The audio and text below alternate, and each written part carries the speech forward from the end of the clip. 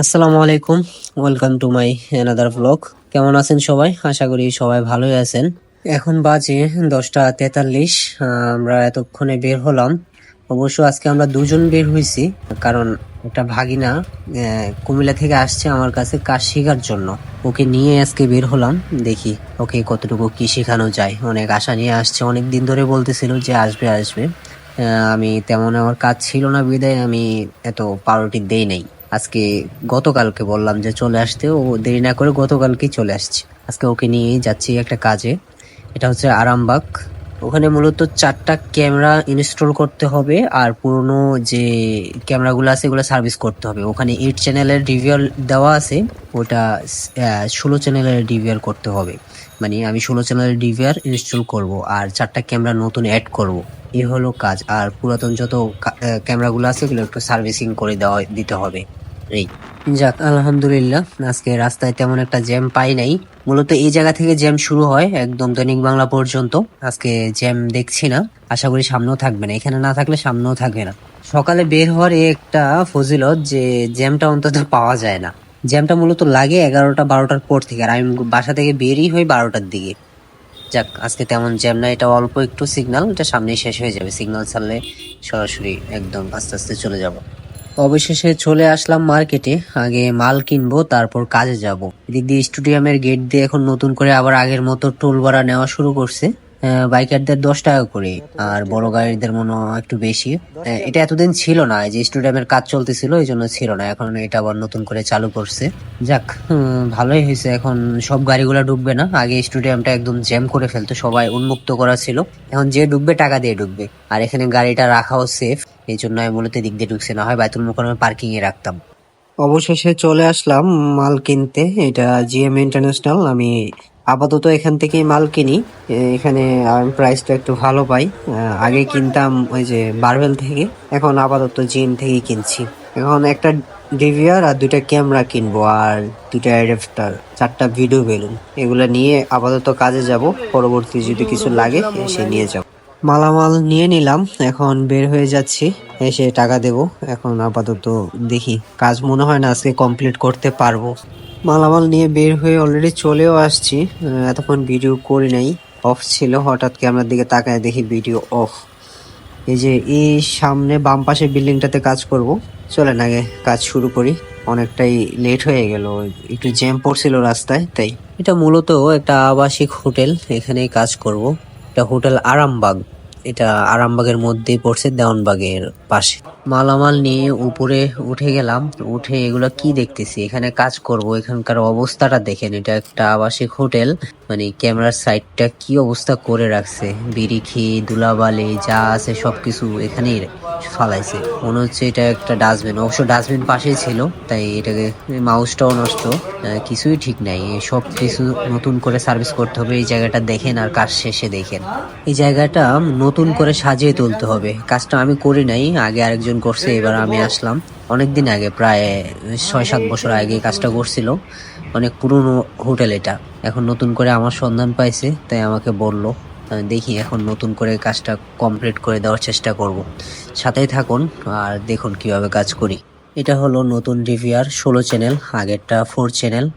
এটার ভিতর থেকে হার্ড ডিস্কটা এটার ভিতরে ইনস্টল করতে হবে, এই জন্য ওরে বললাম যে হার্ড ডিস্কটা খুলে নে।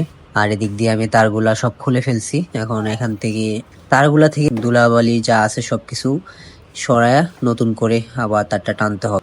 পুরোনো কাজ তো একটু কষ্টই হচ্ছে। এখন পাওয়ার গুলো আলাদা করে নিচ্ছি, না হয় এলোমেলো হয়ে যাবে। কারণ কোন জায়গায় কোন পাওয়ারটা গেছে আমি বলতে পারতেছি না। এক এক তার দিয়ে এক একটা পাওয়ার দিচ্ছি। পাওয়ার গুলো আলাদা করে তারপর তারগুলো এক এক করে অ্যাডজাস্ট করব। দেখি তারগুলোতে যে ময়লা, এই ময়লাগুলো পরিষ্কার করে ভাবতেছি পাইপিং করে দেবো, না হয় কষ্টি পেঁচাই দেবো। আগে পাওয়ার গুলো আর ভিডিও বেলুনের তারগুলো আলাদা করে নিই। তারগুলো সেট আপ করা মোটামুটি প্রায় শেষ। যতটুকু সম্ভব পরিষ্কার করছি, বাকিটা ট্যাপ পেঁচাই দেবো। পাইপ আনতে গেলে অনেকটা দূরে যাইতে হবে। ট্যাপ দিয়ে ভালো করে কষ্টে পেঁচাই দেবো, তাহলে একদম উপর দিয়ে নতুনের মতো দেখা যাবে। আর তার ভিতরে তেমন কোনো সমস্যা হয় নাই। যতটুকু হয়েছে এটা দিয়ে আরো অনেকদিন চলবে। ভাগিনা যতটুকু পারছে করছে। নতুন মানুষ, আজকে ফার্স্ট টাইম আসছে আমার সাথে। ও হার্ড ডিস্কটা কোন রকম খুলছে কিন্তু ইনস্টল করতে পারতেছে না, এই জন্য আমাকে ডাকলো। এখন হার্ড ডিস্কটা আমি ইনস্টল করার জন্য আসছি, এসে দেখি আরেকটা সমস্যা হয়ে আছে। এই যে পিছনের সাইডটা এটা একটু বাইরে চলে আসছে। এটা এটা নতুন মেশিন এরকমটা হয়, ওরা নাট গুলা ভালো করে টাইট দেয় না। এগুলা যারা আমরা টেকনিশিয়ান আছে আমরা একটু ভালো করে পরবর্তীতে দেখে দিই খুলে। এখন নাটগুলো খুলে আবার নতুন করে সেট আপ দিয়ে এটা লাগাতে হবে। আর হার্ড ডিস্কটা ইনস্টল করে তারপর বাকি যে ক্যামেরা নতুন গুলা নিয়ে আসছে দুইটা, ওইটা ইনস্টল করার শুরু করব। এই নাটগুলা লাগানো খুবই কষ্টকর, এই যে পিছনের সাইডের যে নাটগুলা, এই জন্য ভিডিওটা একটু কেটে দিছি, না হয় ভিডিওটা অনেক লং হয়ে যাবে। হার্ড ডিস্ক ইনস্টল করা প্রায় শেষ, এবার বাকি কাজগুলো আস্তে আস্তে করে শেষ করতে হবে। তারপর আরেকটু কাজও আছে, আরেক জায়গায় যাইতে হবে, এক জায়গা থেকে ফোন আসছে।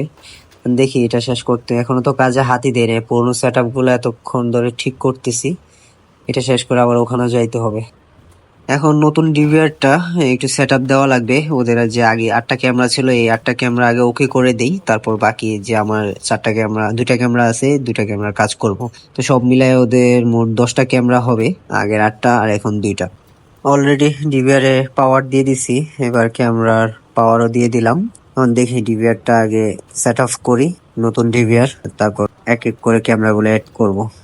ক্যামেরাগুলো অ্যাড করা হলে তারপরে আমার কাজে, নতুন কাজে হাত দেব, তার আগে না। এখন দোয়া করি যেন ক্যামেরাগুলো ঠিকঠাক ভাবে চলে আসে, আর যদি ক্যামেরাগুলো যদি ঠিক মতো না আসে তাহলে আবার বিপদে পড়ে যেতে হবে। ডিভিআরটা অন হয়ে গেছে, এখন সবার আগে ডিভিআরটা আগে সেট আপ করি, তারপর ক্যামেরাগুলো অ্যাড করব। ডিভিআর সেট আপ না দিয়ে ক্যামেরা অ্যাড করলে পরে আবার ডিভিআর এর সমস্যা করে।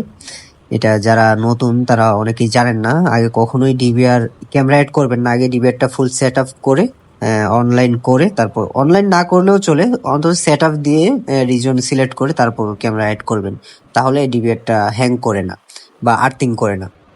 Already DVR set up camera add করা ডান। এখন একটা ক্যামেরা আসতেছে না, আরেকটা ক্যামেরা সমস্যা করতেছে, এটা ঠিক করতে হবে। ওইগুলো পরেও ঠিক করা যাবে, আগে এই ক্যামেরাগুলো, নতুন ক্যামেরাগুলো আগে ইনস্টল করি। এই যে এই ক্যামেরাটা খুলে এখানে একটা আমি যে নতুন ক্যামেরা নিয়ে আসছি ভয়েস ক্যামেরা, এটা এখানে ইনস্টল হবে আর এটা বাইরে চলে যাবে। আর আরেকটা ভয়েস ক্যামেরা আনছি, ওইটা কাউন্টারে অ্যাড হবে।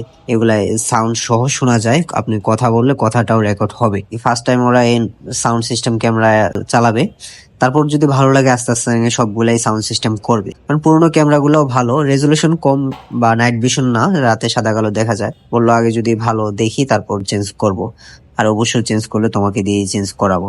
শুনে ভালো লাগছে, তাই ক্যামেরা 2টা আপাতত চেঞ্জ করতেছি, তারপর বাকিগুলা দেখতেছি।